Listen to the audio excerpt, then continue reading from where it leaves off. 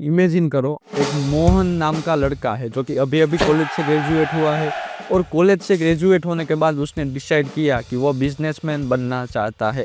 इसलिए वो अपने 4 दोस्तों को बुलाता है और उसे अपना बिजनेस प्लान समझाता है और उसे बोलता है कि वो क्लोथिंग सेक्टर में बिजनेस करना चाहता है। और ये प्लान सुनते ही उसके जो चारों दोस्त थे वो काफ़ी एक्साइटेड हो जाते हैं।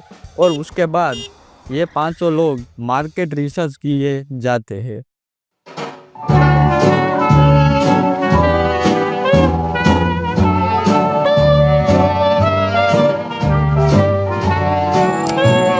थोड़ी देर ड्राइव करने के बाद उसे एक क्लोथिंग शॉप दिखती है जो कि काफी बड़ी थी।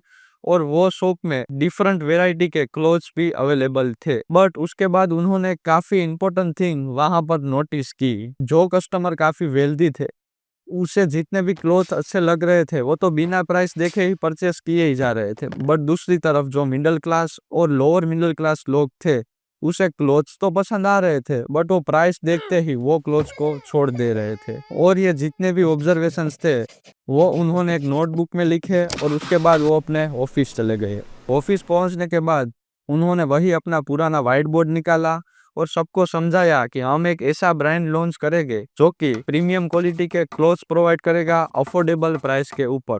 और उन्होंने अपने ब्रांड का नाम रखा बूडियो।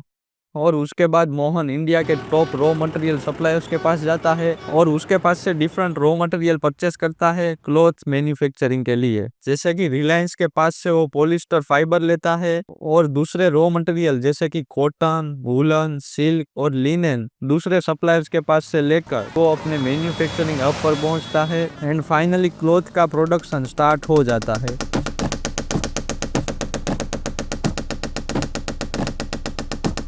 क्लॉथ का प्रोडक्शन हो जाने के बाद वो क्लॉथ कंपनी के स्टोर के ऊपर डिलीवर होते हैं और वो स्टोर में क्लॉथ को काफी अच्छी तरीके से रखा जाता है कस्टमर को अट्रैक्ट करने के लिए। बट ये बिजनेस में एक प्रॉब्लम थी। स्टोर ओपन होने के 1 मंथ बाद भी कोई भी कस्टमर नहीं आया। उसके बाद मोहन को पता चला कि उसने मार्केटिंग पर तो स्पेंड ही नहीं किया है, इसलिए कस्टमर को उसके बिजनेस के बारे में पता ही नहीं है। उसके बाद वो बाजू के एटीएम पर जाता है और अपनी पूरी सेविंग विड्रॉ कर लेता है just to spend it on marketing. और ये अमाउंट में से 50% वो इन्फ्लुएंसर मार्केटिंग पर स्पेंड करता है, 25% ओटीटी पर एंड जो बाकी के 25% है वो बिलबोर्ड्स पर। और ये एड्स देखकर काफी सारे लोग अट्रैक्ट होते हैं और वो जाते हैं अपने लिए क्लोथ्स खरीदने के लिए। और वो लोगों को क्लोथ्स के डिजाइन काफी पसंद आते हैं, इसलिए वो ढेर सारे कपड़े अपने लिए खरीदते हैं। किसी ने 5,000 के क्लोथ्स लिए, किसी ने 2,000 के और किसी ने 10,000 के। और इसी तरह धीरे धीरे कस्टमर भी बढ़ते गए और बिजनेस का रेवेन्यू एंड प्रॉफिट दोनों इंक्रीज होता गया।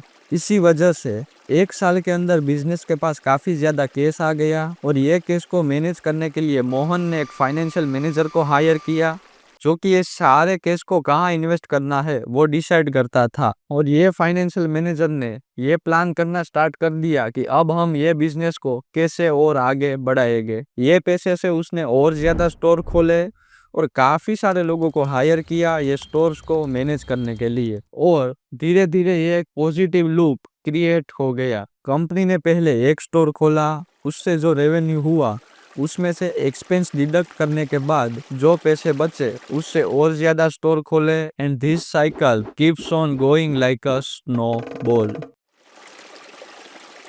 तो दोस्तों ऐसे एक बिजनेस चलता है।